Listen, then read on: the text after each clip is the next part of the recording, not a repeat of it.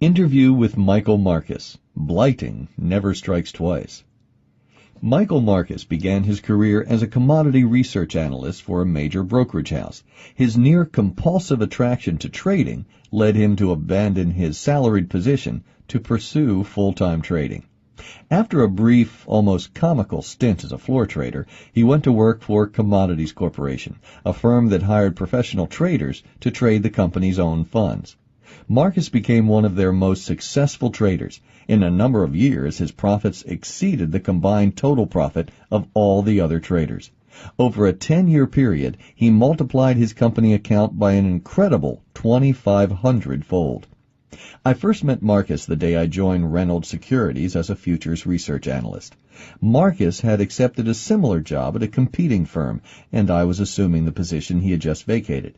In those early years in both our careers, we met regularly. Although I usually found my own analysis more persuasive when we disagreed, Marcus ultimately proved right about the direction of the market.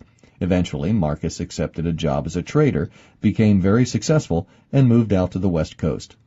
When I first conceived the idea for this book, Marcus was high on my list of interview candidates. Marcus's initial response to my request was agreeable but not firm. Several weeks later, he declined, as his desire to maintain anonymity dominated his natural inclination to participate in an endeavor he found appealing. Marcus knew and respected many of the other traders I was interviewing. I was very disappointed because Marcus is one of the finest traders I have been privileged to know. Fortunately, some additional persuasion by a mutual friend helped change his mind. When I met Marcus for this interview, it had been 7 years since we had last seen each other. The interview was conducted in Marcus's home, a two-house complex set on a cliff overlooking a private beach in Southern California. You enter the complex through a massive gate. Amazing gate, as described by an assistant who provided me with driving directions, that would probably have a good chance of holding up through a Panzer Division attack. On first greeting, Marcus seemed aloof, almost withdrawn. This quiet side of Marcus's personality makes his description of his short-lived attempt to be a floor trader particularly striking. He became animated, however, as soon as he began talking about his trading experiences. Our conversation focused on his early roller coaster years, which he considered to be the most interesting of his career. And now the interview. How did you first get interested in trading futures? I was something of a scholar. In 1969, I graduated from Johns Hopkins Phi Beta Kappa near the top of my class. I had a Ph.D. fellowship in psychology at Clark University and fully expected to live the life of a professor. Through a mutual friend, I met this fellow named John who claimed he could double my money every 2 weeks, like clockwork. Well, that sounded very appealing. I don't think I even asked John how he could do it. It was such an attractive idea that I didn't want to spoil things by finding out too many facts. I was afraid I would get cold feet. Weren't you skeptical? Didn't he sound too much like a used car salesman? No, I had never invested in anything, and I was very naive. I hired John, who was a junior at my school, to be my commodity trading advisor at $30 a week. Occasionally, I threw in free potato chips and soda. He had a theory that you could subsist on that diet. That's all you paid him? Weren't there any profit incentives, extra potato chips if he did well? No. How much money did you allot for trading? About $1,000 that I'd saved up. Then what happened? My first trip to a brokerage house was very, very exciting. I got dressed up, putting on my only suit, and we went to the Reynolds Securities office in Baltimore. It was a big, posh office, suggesting a lot of old money. There was mahogany all over the place, and a hushed, reverential tone permeated the office. It was all very impressive. The focal point was a big commodity board at the front of the office, the kind that clicked the old-fashioned way. It was really exciting to hear the click, click, click. They had a gallery from which the traders could watch the board, but it was so far away that we had to use binoculars to see the prices. That was also very exciting because it was just like watching a horse race. My first realization that things might become a little scary was when a voice came over the loudspeaker recommending the purchase of soybean meal. I looked at John, expecting to see an expression of confidence and assurance on his face. Instead, he looked at me and asked, "Do you think we should do it?" It quickly dawned on me that John didn't know anything at all. I remember soybean meal was trading quietly, 78.30, 78.40, 78.30, 78.40.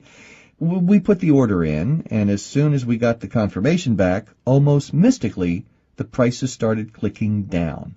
As soon as it knew that I was in, the market took that as a signal to start descending.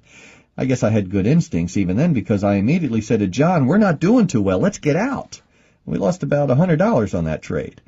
The next trade was in corn, and the same thing happened. John asked me whether we should do the trade. I said, "Well, all right, let's try corn."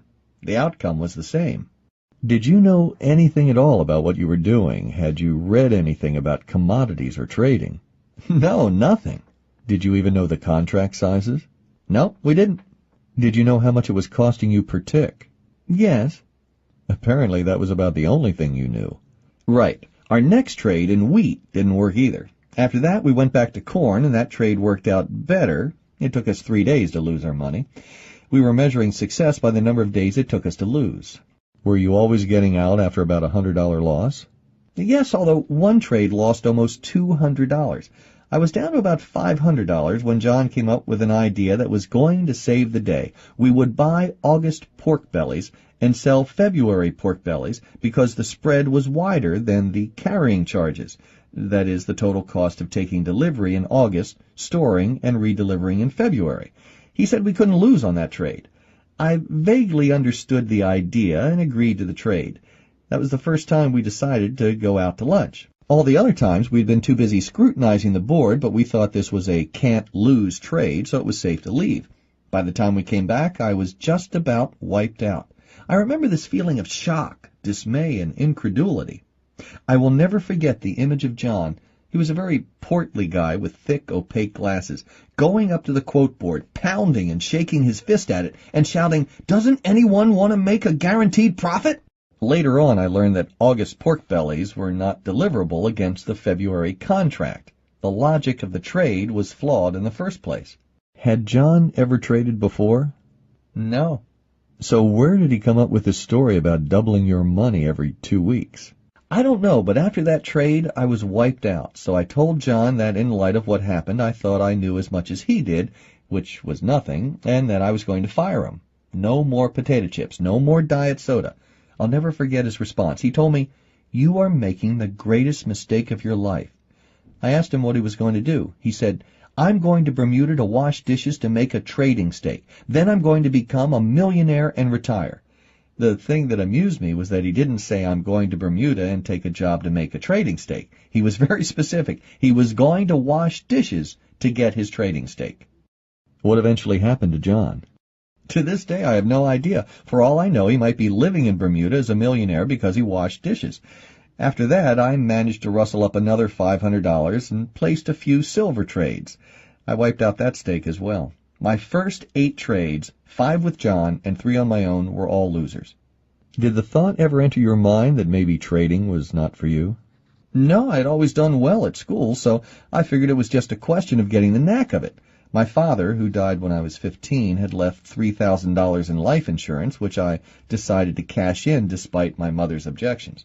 But I knew I really needed to learn something before trading again. I read Chester Keltner's books on wheat and soybeans, and I also subscribed to his market letter, which made trading recommendations.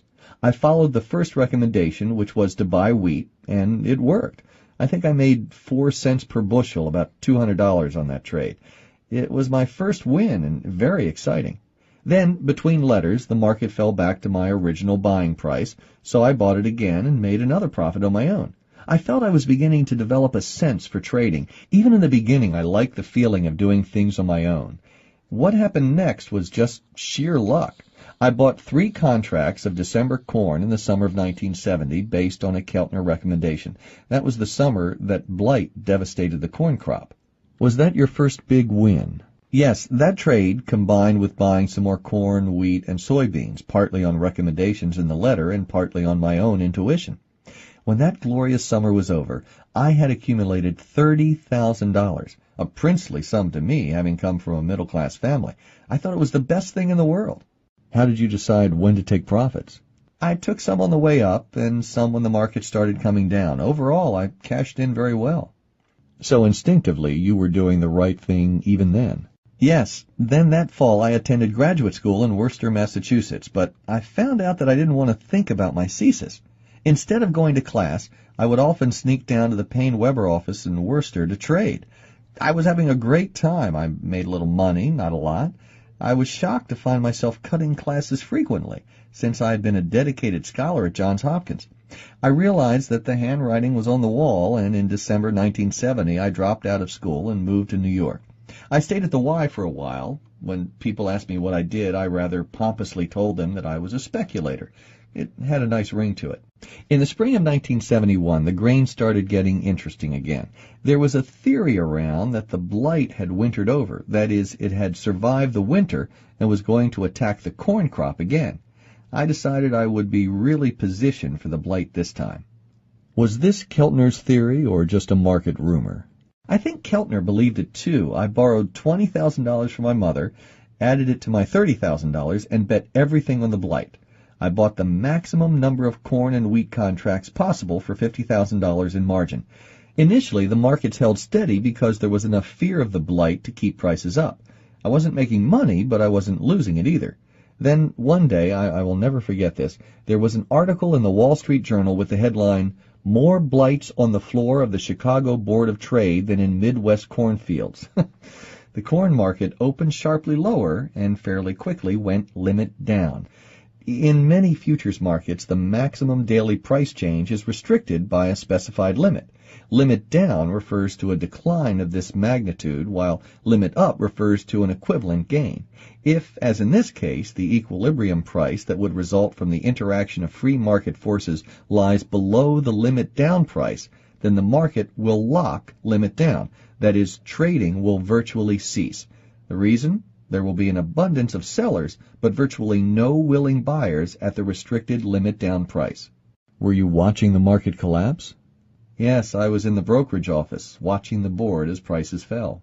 Did you think about getting out on the way down before the market was locked limit down? I felt that I should get out, but I just watched. I was totally paralyzed.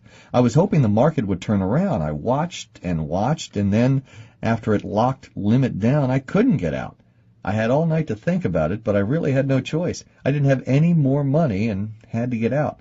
The next morning, I liquidated my entire position on the opening. Was the market sharply lower again on the opening? No, not sharply, just about 2 cents. How much did you lose on the trade by the time you liquidated? I lost my own $30,000 plus $12,000 of the $20,000 my mother had lent me.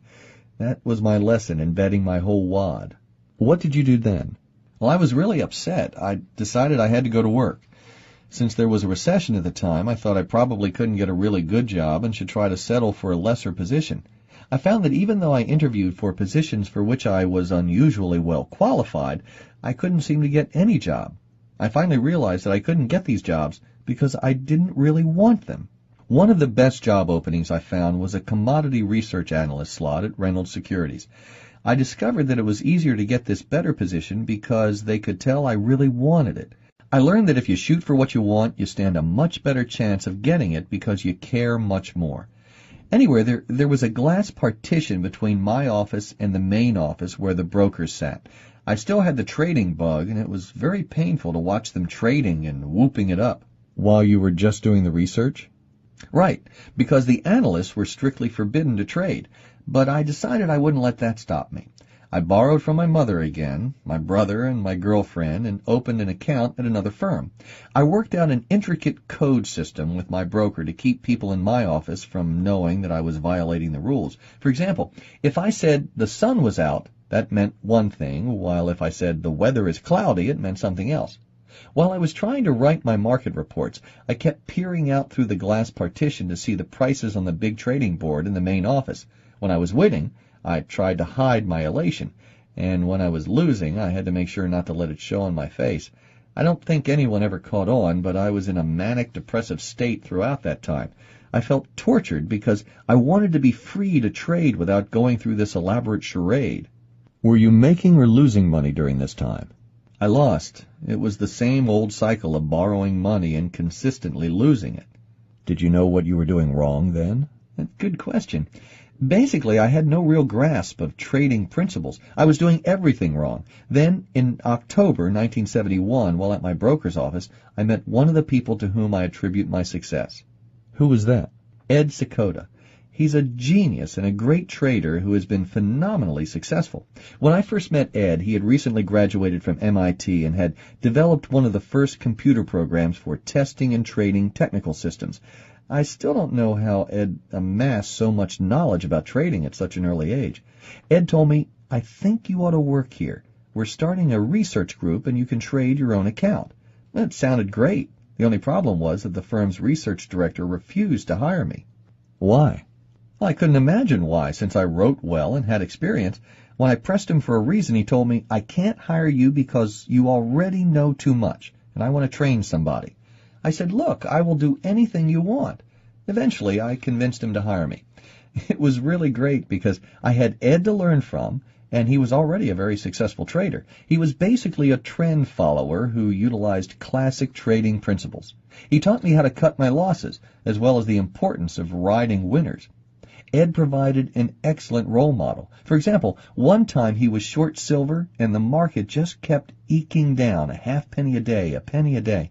Everyone else seemed to be bullish, talking about why silver had to go up because it was so cheap, but Ed just stayed short.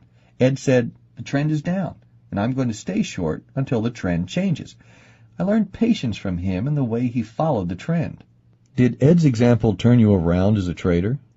Not initially. I continued to lose, even with Ed there. Do you remember what you were still doing wrong at that time? I think I wasn't patient enough to wait for a clearly defined situation. Did you think of just tailcoating Ed because he was so successful? No, I couldn't bring myself to do that. Did you ever think of just giving up on trading? I would sometimes think that maybe I ought to stop trading because it was very painful to keep losing. In Fiddler on the Roof, there's a scene where the lead looks up and talks to God. I would look up and say, "Am I really that stupid?"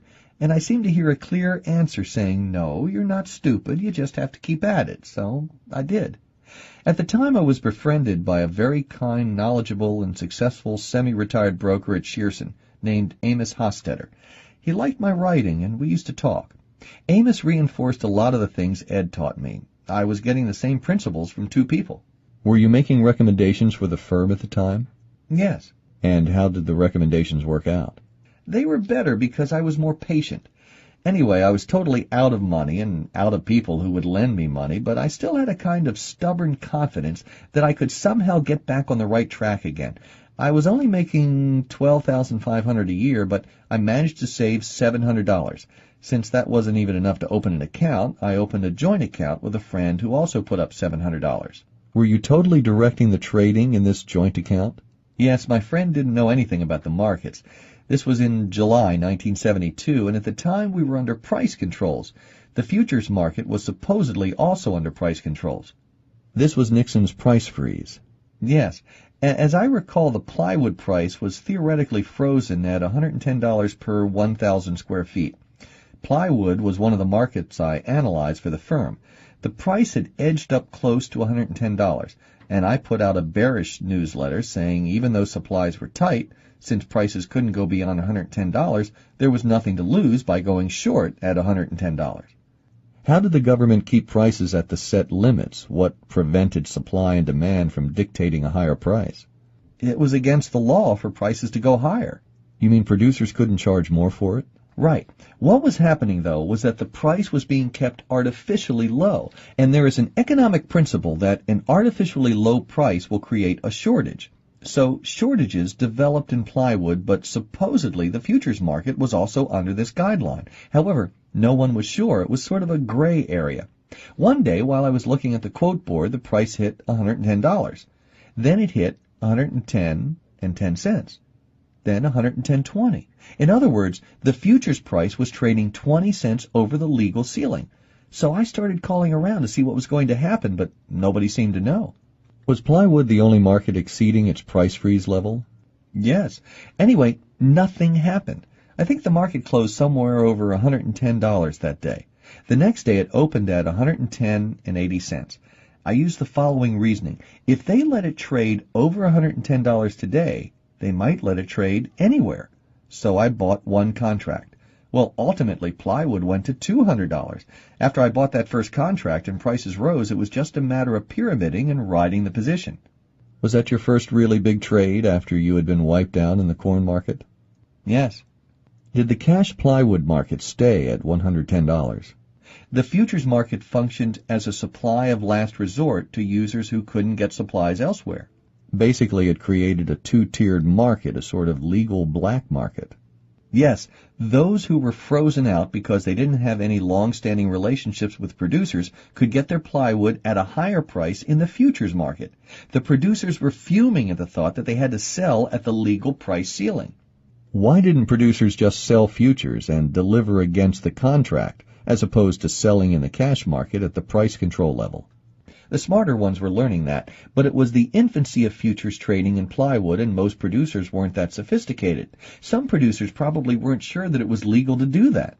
Even if they thought it was, their lawyers might have told them, maybe people can buy plywood at any price in the futures market, but we better not sell and deliver above the legal ceiling. There were a lot of questions. Did the government ever try to interfere with the futures markets? Well, not exactly, but I'll get back to that.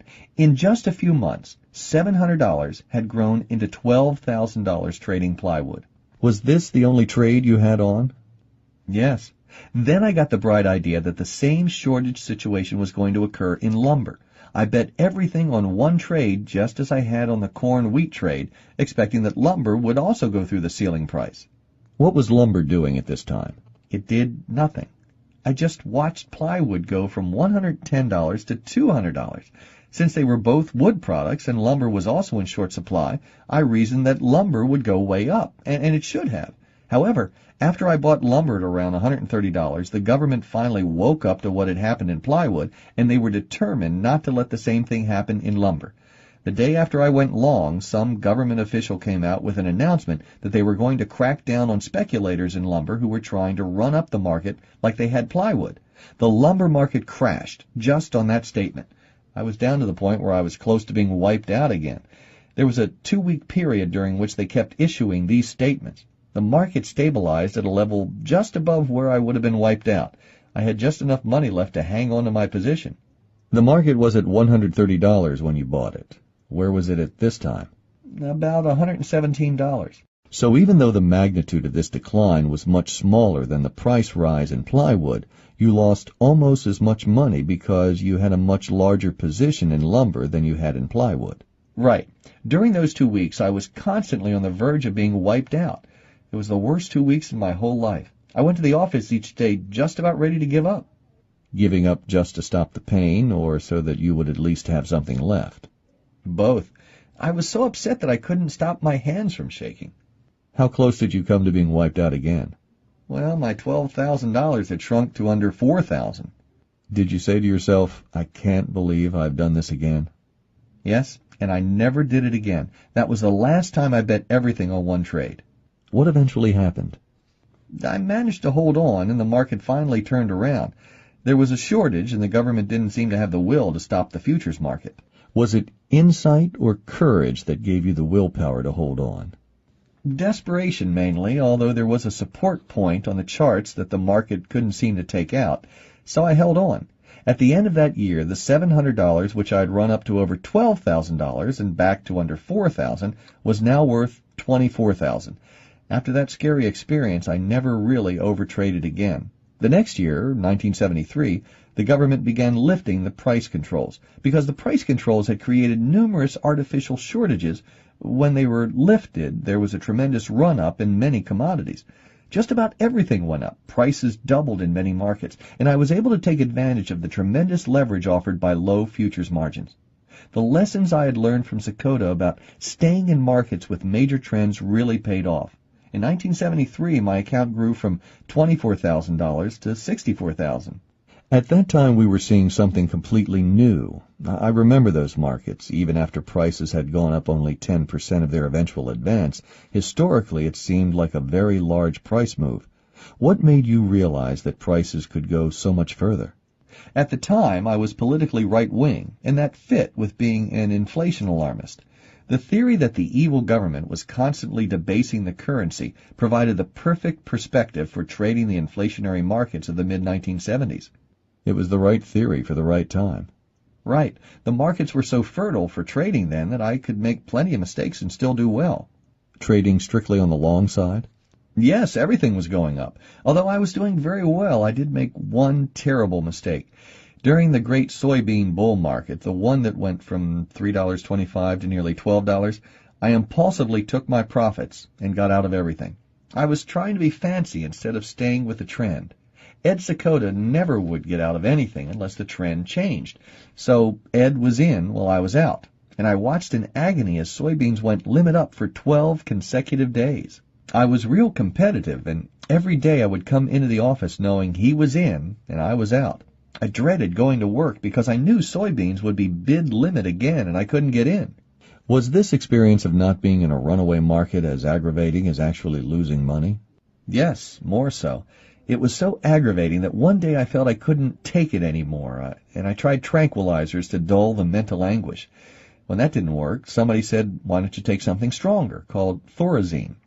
I remember taking this Thorazine at home and then getting on the subway to go to work. The subway doors started to close as I was getting on, and I started to fall down. First, I didn't connect it with the Thorazine.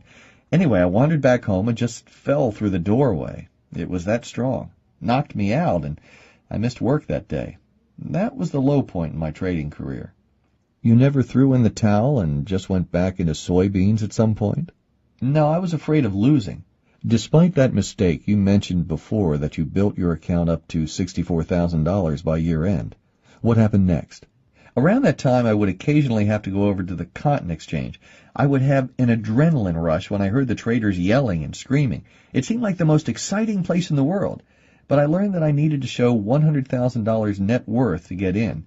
Since I had virtually no assets outside of my commodity account, I couldn't qualify.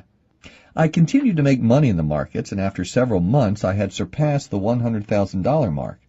Around that same time, Ed Sakota recommended that I go long coffee. So I did, but I put a closed stop in under the market just in case it went down. The market turned down, and I was stopped out quickly. Ed, however, because he was a major trend follower, had no stop in and ended up being locked in a limit down market for several days in succession.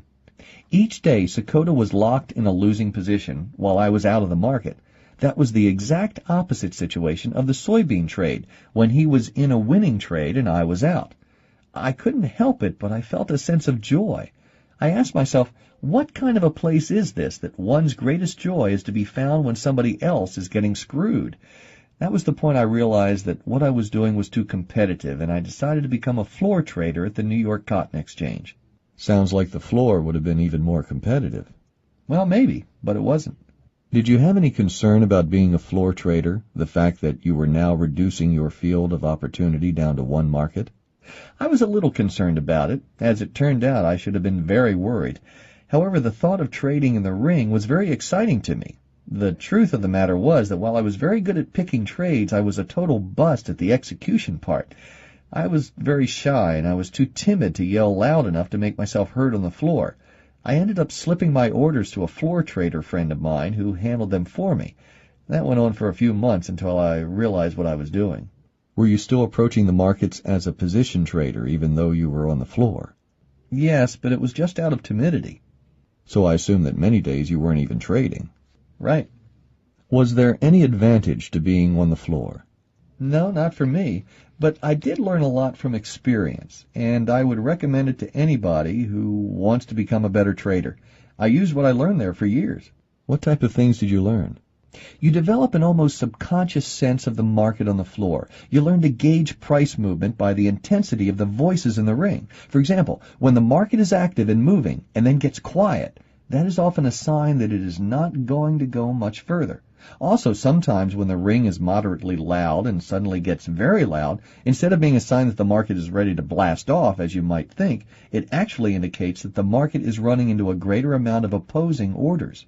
But how do you use that type of information once you are off the floor? You said that the things you learned on the floor helped you later on.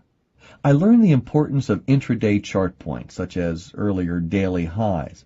At key intraday chart points, I could take much larger positions than I could afford to hold, and if it didn't work immediately, I would get out quickly.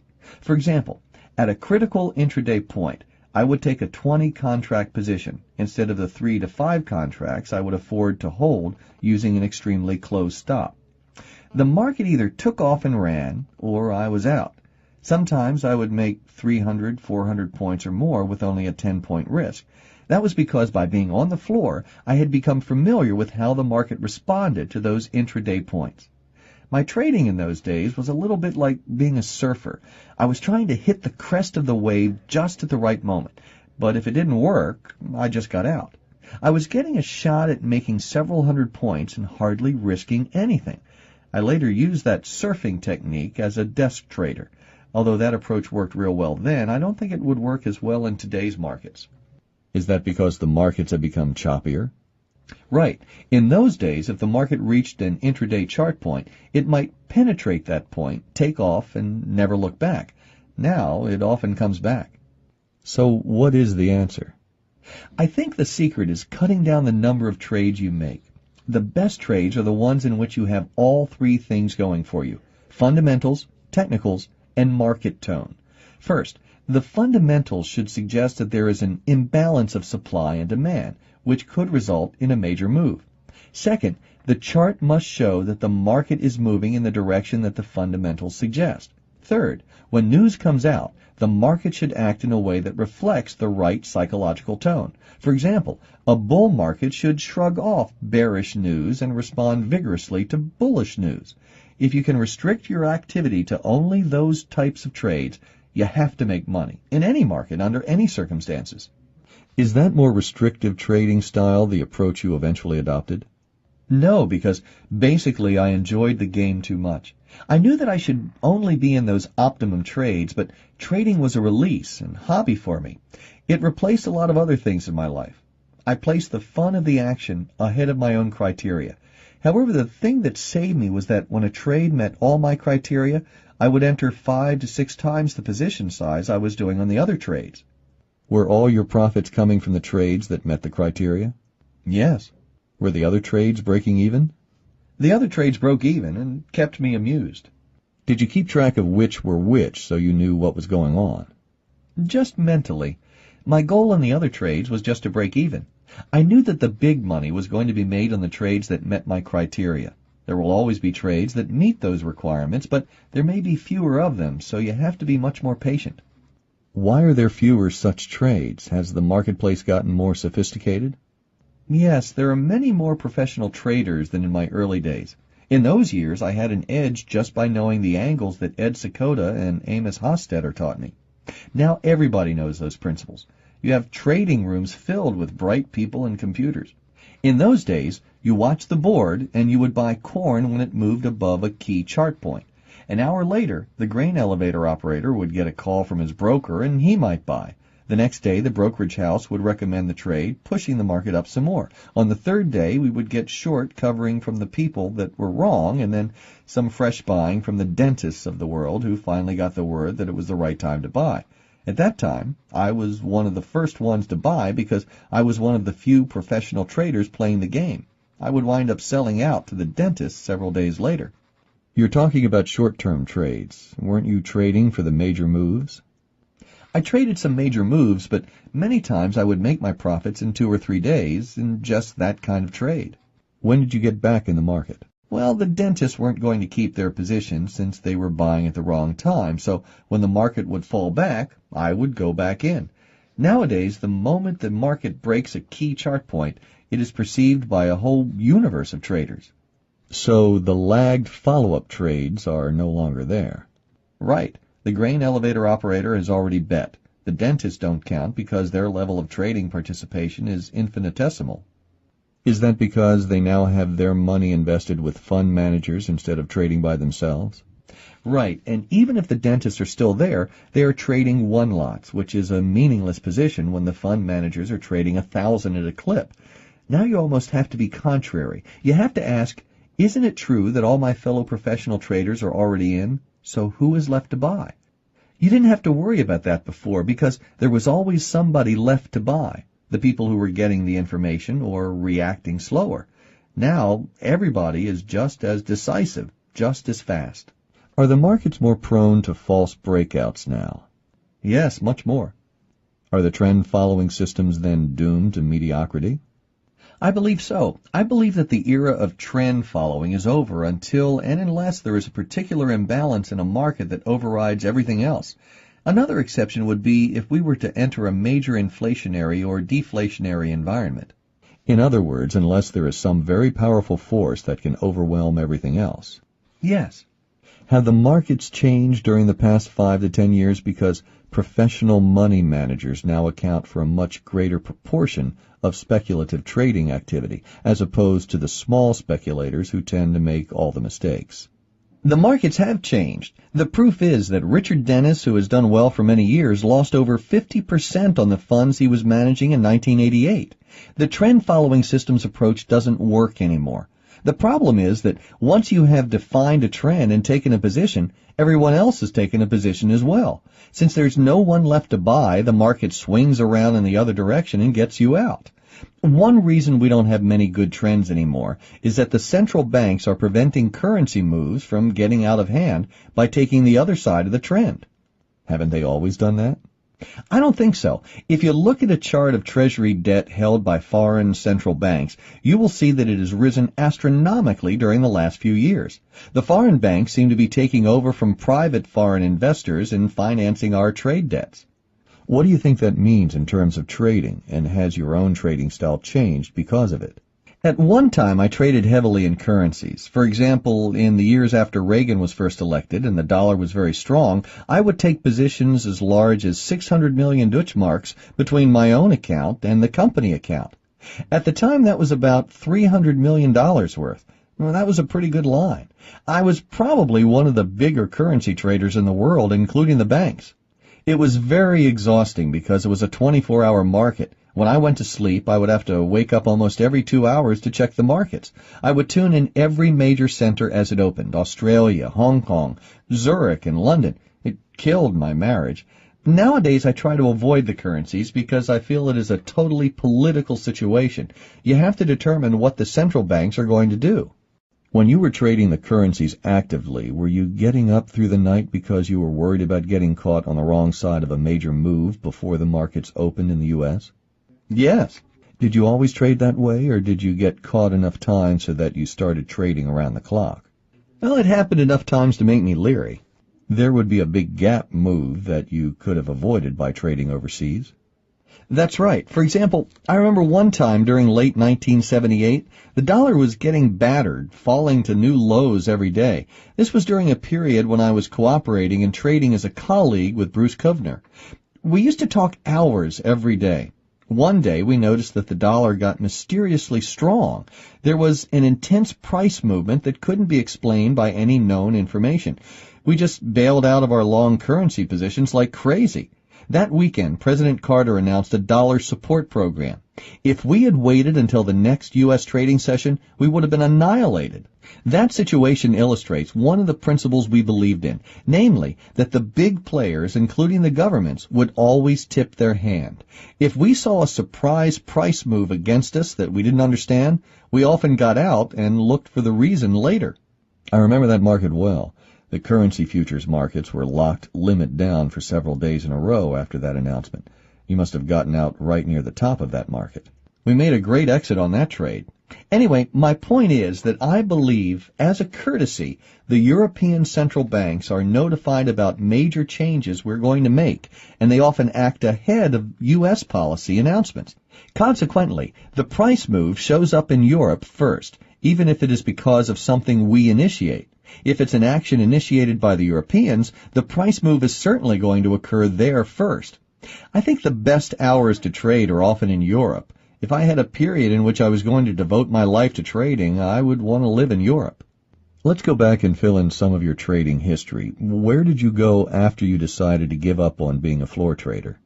I got a call from Amos Hofstetter, who had befriended me at Shearson. At the time, he was also trading some money for Commodities Corporation. Amos told me that I would be well advised to consider joining Commodities Corporation as a trader.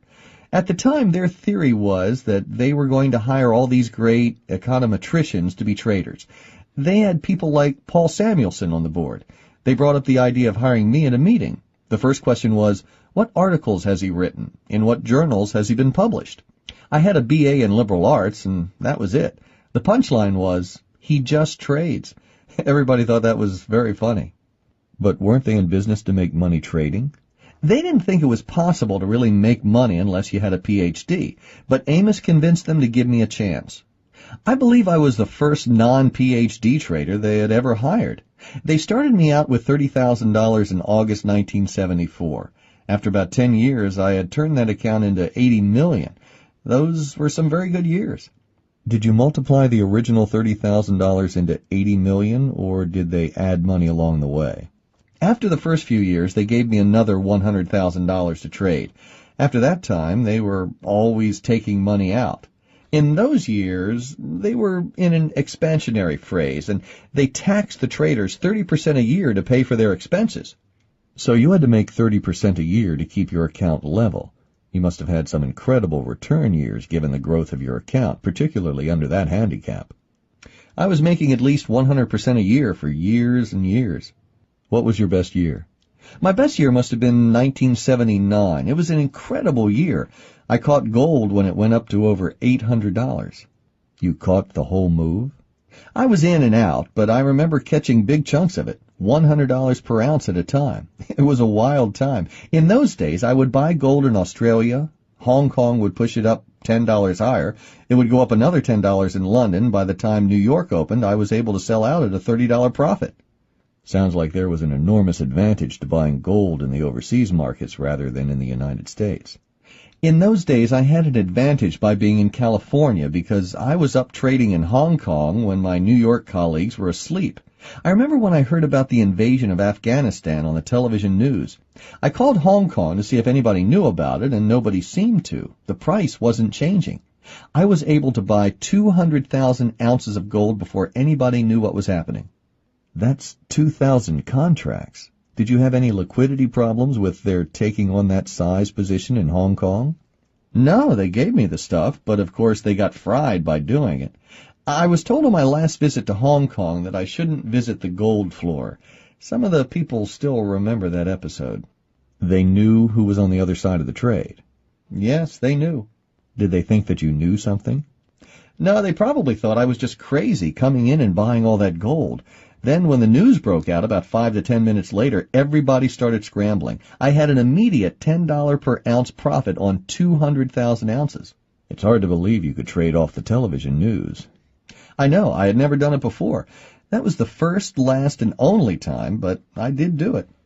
That particular gold market ended in a near vertical rise and fall. Did you get out in time? Yes, I got out around $750 on the way up. I felt sick when I saw gold go up to nearly $900, but later, when it was back down to $400, I felt much better about it. All in all, you got out very well. What tipped you off that we were near a top? At that time, we had many wild markets. One of my rules was to get out when the volatility and the momentum became absolutely insane. One way I had of measuring that was with limit days. In those days, we used to have a lot of situations when a market would go limit up for a number of consecutive days. On the third straight limit up day, I would begin to be very, very cautious. I would almost always get out on the fourth limit up day. And if I had somehow survived with any part of my position that long, I had a mandatory rule to get out on the fifth limit up day. I just forced myself out of the market on that kind of volatility. Your transition from being a losing trader to being very successful coincided with the big bull phase in the commodity markets during the early to mid-1970s. How much of your early success was due to your skills as a trader, and how much was just the markets? Honestly, I think the markets were so good that by buying and holding, you just couldn't lose. There were a lot of other success stories. Fortunes were being made. But a lot of those people didn't keep their fortunes. It's true, but I was very fortunate. By the time the markets got difficult again, I was a good trader. By then, I'd really learned my craft. Also, by that time, I had the advantage of having become very knowledgeable in one market, cocoa. For almost 2 years, I traded almost nothing but cocoa because of the information and help I got from Helmut Weimar. the founder of Commodities Corporation. Helmut was an incredible expert on cocoa. He wrote a book that was so deep I couldn't understand the cover. Also, he had all kinds of friends in the business. With the knowledge and information I got from Helmut and his friends, I felt that I knew the universe of cocoa in a way that I had never known any market before. That phase of almost exclusive cocoa trading obviously came to an end. What happened? Helmut retired from cocoa trading. I assume Helmut was not nearly as successful a trader as you were. Let's just say that I traded much better on Helmut's information than he did. Excluding the early losing years, were there any trades that stand out as being particularly traumatic? Well, I would never let myself get caught up in potentially intimidating disasters. The worst situation occurred during my heavy currency trading period. I was doing well and could afford to hold large positions. One time I had a really large position in Deutschmarks when the Bundesbank came in and decided to punish the speculators. I called in just around the time that all this was happening and found out that I was out $2.5 million in about 5 minutes.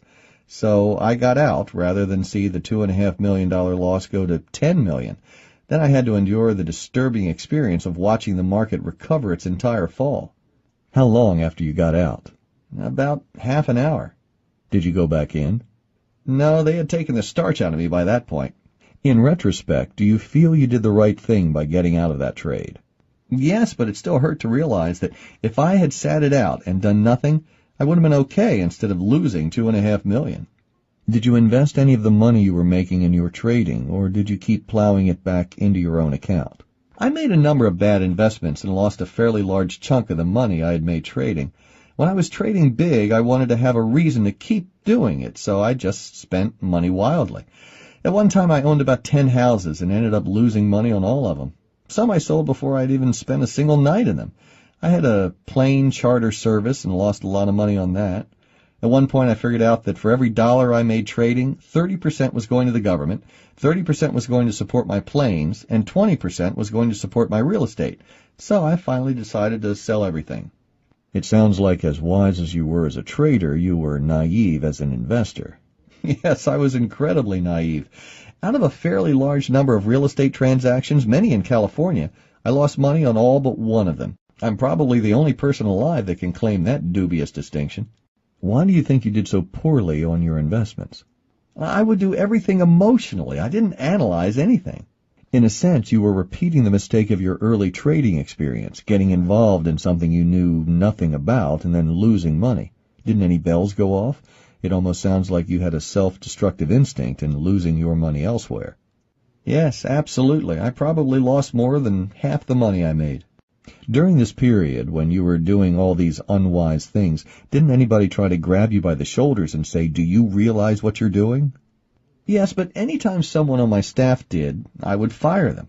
At one time, I was employing 60 or 70 people. In addition to all my money-losing businesses, I had a huge nut to make to just support the payroll. Frankly, a lot of the money I made just went down the drain. Did these losses have any of the emotional impact of losses in the market? The reason I ask is that you seem to talk about these investment losses very dispassionately. Yes, it hurt to realize what a fool I had been, but I've learned not to be as attached to material things. I accepted it as a life lesson. I learned I don't have to own a house in every beautiful place in the world. I can stay at a hotel and walk on the beach or climb a trail there. Or if I really feel like spoiling myself, I can charter a plane. I don't have to own one. Right, that certainly makes sense, but what I'm getting at is that I suspect that if you had lost the same amount of money trading, it would have been a much more traumatic experience. Is that because your ego wasn't attached to these other ventures? Yes, I'm sure that's true. I always felt that at least I was smart at one thing. I feel like trading is the only thing I'm really good at. If not for that, I probably would have wound up shining shoes. Do you think being a great trader is an innate skill? I think to be in the upper echelon of successful traders requires an innate skill, a gift. It's just like being a great violinist, but to be a competent trader and make money is a skill you can learn. Having been through the whole trading experience from failure to extreme success, what basic advice could you give a beginning trader or a losing trader? The first thing I would say is always bet less than 5% of your money on any one idea. That way you can be wrong more than 20 times. It will take you a long time to lose your money. I would emphasize that the 5% applies to one idea. If you take a long position in two different related grain markets, that's still one idea. The next thing I would advise is to always use stops. Actually put them in, because that commits you to get out at a certain point. Do you always pick a point where you will get out before you get in? Yes, I've always done that. You have to. I would imagine in your case you can't actually put a stop in because your orders are too large. Yes, but my broker can hold it. When you place an order to get into a position, is it accompanied by an order to get out? That's right. Another thing is that if a position doesn't feel right as soon as you put it on, don't be embarrassed to change your mind and get right out. So if you put the trade on and 5 minutes later it doesn't feel right, don't think to yourself, if I get out this quickly, my broker will think that I'm an idiot. Yes, exactly. If you become unsure about a position and you don't know what to do, just get out. You can always come back in. When in doubt, get out and get a good night's sleep. I've done that lots of times, and the next day, everything was clear. Do you sometimes go back in right after you get out? Yes, often the next day. While you're in, you can't think. When you get out, you can think clearly again. What other advice would you give to the novice trader? Perhaps the most important rule is to hold on to your winners and cut your losers. Both are equally important. If you don't stay with your winners, you're not going to be able to pay for the losers. You also have to follow your own light. Because I have so many friends who are talented traders, I often have to remind myself that if I try to trade their way or on their ideas, I'm going to lose. Every trader has strengths and weaknesses. Some are good holders of winners, but may hold their losers a little too long. Others may cut their winners a little short, but are quick to take their losses. As long as you stick to your own style, you get the good and the bad in your own approach. When you try to incorporate someone else's style, you often wind up with the worst of both styles. I've done that a lot. Is it a problem because you don't have the same type of confidence in a trade that isn't yours? Exactly. In the final analysis, you need to have the courage to hold the position and take the risk. If it comes down to, I'm in this trade because Bruce is in it, then you're not going to have the courage to stick with it. So you might as well not be in it in the first place. Do you still talk to other traders about markets? Not too much. Over the years, it has mostly cost me money. When I talk to other traders, I try to keep very conscious of the idea that I have to listen to myself. I try to take their information without getting overly influenced by their opinion. I assume that we're talking about very talented traders, and it still doesn't make a difference. If it's not your own idea, it messes up your trading. Right. You need to be aware that the world is very sophisticated, and always ask yourself, how many people are left to act on this particular idea? You have to consider whether the market has already discounted your idea. How can you possibly evaluate that? By using the classic momentum-type indicators and observing market tone. How many days has the market been down or up in a row? What is the reading on the sentiment indexes? Can you think of any good examples of market tone tipping you off on a trade? The most classic illustration I can think of is one of the soybean bull markets in the late 1970s. At the time, soybeans were in extreme shortage. One of the things pushing the market up was the weekly government reports indicating strong export commitments and sales. I was holding a heavy long position in soybeans, and someone from Commodities Corporation called me with the latest export figures. He said, I have good news and I have bad news. I said, oh, okay, what's the good news? The good news is that the export commitment figure was fantastic. The bad news is that you don't have a limit position, that is, the maximum permissible speculative position size. They were expecting the market to be limit up for the next 3 days. Actually, I wound up being a little depressed that I didn't have a larger position. The next morning, I entered an order to buy some more contracts on the opening, just in case I got lucky and the market traded before locking limit up. I sat back to watch the fun. The market opened, limit up, as expected. Shortly after the opening, I noticed a lot of ticks being recorded, as if the market was trading at the limit up. Then prices eased off limit up just as my broker called to report my fills. The market started trading down. I said to myself, soybeans were supposed to be limit up for 3 days, and they can't even hold limit up the first morning. I immediately called my broker and frantically told him to sell, sell, sell. Did you get out of your whole position? Not only that, but I was so excited that I lost count of how much I was selling. I accidentally wound up being short a substantial amount of soybeans, which I bought back 40 to 50 cents lower. That was the only time I made a lot of money on an error. I remember a situation just like that. It was the cotton bull market when prices almost reached $1 a pound.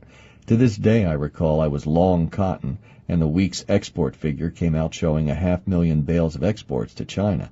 It was the most bullish cotton export figure I had ever seen, but instead of opening limit up the next day, the market opened only about 150 points higher, and then started trading off. That proved to be the exact high.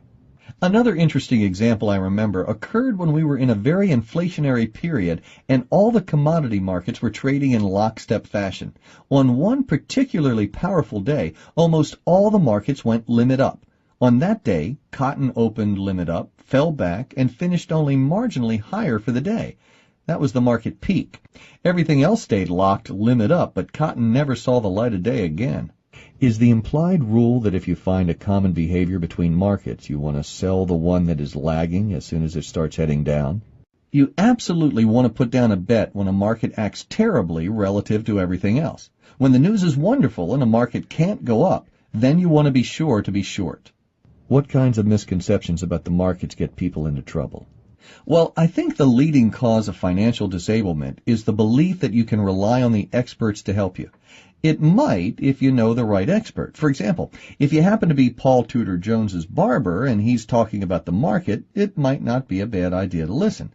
Typically, however, these so-called experts are not traders. Your average broker couldn't be a trader in a million years. More money is lost listening to brokers than any other way. Trading requires an intense personal involvement. You have to do your own homework, and that is what I advise people to do. Any other misconceptions? The foolish belief that there is conspiracy in the markets. I've known many of the great traders in the world, and I can say that 99% of the time, the market is bigger than anybody, and sooner or later it goes where it wants to go. There are exceptions, but they don't last too long. You've attributed a lot of your success to Ed and Amos, who taught you the principles of trading. Have you, in turn, taught other traders? Yes, my best result in terms of his becoming the best trader I ever worked with, as well as being a close friend, is Bruce Kovner. How much of his success do you attribute to your training, and how much of it was just his own talent? When I first met Bruce, he was a writer and a professor. In his spare time, he was doing some trading. I was staggered by the breadth of trading knowledge he had accumulated in such a short time. I remember the first day I met Bruce, I tried to impress him with complicated concepts. Here I was, a professional trader who in those days spent 15 hours a day trading and analyzing the markets, and I couldn't come up with anything that he couldn't understand. I recognized his talent immediately. That relates to his intellect, but was there something about him that told you that he was going to be a good trader? Yes, his objectivity. A good trader can't be rigid. If you can find somebody who is really open to seeing anything, then you've found the raw ingredient of a good trader, and I saw that in Bruce right away. I knew from the moment I first met him that he was going to be a great trader. What I tried to do was convey to Bruce the principles that Ed and Amos had taught me, along with some of my acquired skills. My best trading occurred when Bruce and I were collaborating. We did some phenomenal trading. There were years when I was up 300% and he was up 1,000%. He had a very great gift. Do you feel you get ground down as a trader? Absolutely. Around 1983, I began to taper off in my trading. I felt that I needed to recharge my batteries. How important is gut feel in trading? Gut feel is very important. I don't know of any great professional trader that doesn't have it. Being a successful trader also takes courage. The courage to try, the courage to fail, the courage to succeed, and the courage to keep on going when the going gets tough. Do you have any goals aside from trading at this point? I've taken karate for many years. I'm already at a high level, but I'd like to get the black belt. Also, I've made a study of spiritual traditions, and there's a bit more work I'd like to do with that. You sound very vague about it. Do you want to be vague? Well, it's very hard to talk about this. Let me see how I can put it. Albert Einstein said that the single most important question is whether the universe is friendly. I think it's important for everybody to come to a point where they feel inside that the universe is friendly. Are you there now? I'm a lot closer. But that's not where you started off. No, I started off with the feeling that it was an unfriendly place. Do you see yourself trading 10 or 20 years from now? Yes, it's too much fun to give up. I don't want to make a lot more money. I would probably just end up losing it in real estate again. Is the fun aspect still there if you are doing it 13 hours a day? No, if trading is your life, it is a torturous kind of excitement. But if you are keeping your life in balance, then it's fun. All the successful traders I've seen that lasted in the business sooner or later got to that point. They have a balanced life. They have fun outside of trading. You can't sustain it if you don't have some other focus. Eventually, you wind up overtrading or getting excessively disturbed about temporary failures. When you hit a losing streak, how do you handle it? In the past, I've sometimes tried to fight back by trading even heavier after I start losing, but that usually doesn't work. Then I start cutting down very fast to the point of stopping completely if it gets bad enough, but usually it never gets that bad. Do you sometimes manage to fight your way out of it? Sometimes, but most of the time I would have been better off if I had just stopped. I've had trouble bringing myself to do that because I'm a natural fighter. The typical pattern is lose, fight like hell, lose again, then cut back or sometimes stop until I get on a winning track. How long have you stopped for? Usually 3-4 weeks. When you're in a losing streak, is it because you're out of sync with the markets, or is there a better way to describe it? I think that in the end, losing begets losing. When you start losing, it touches off negative elements in your psychology. It leads to pessimism. There are very few traders who have been as successful as you. What do you think makes you different? Now, I'm very open-minded. I'm willing to take in information that is difficult to accept emotionally, but which I still recognize to be true. For example, I've seen others make money much faster than I have, only to wind up giving everything back, because when they started losing, they couldn't stop.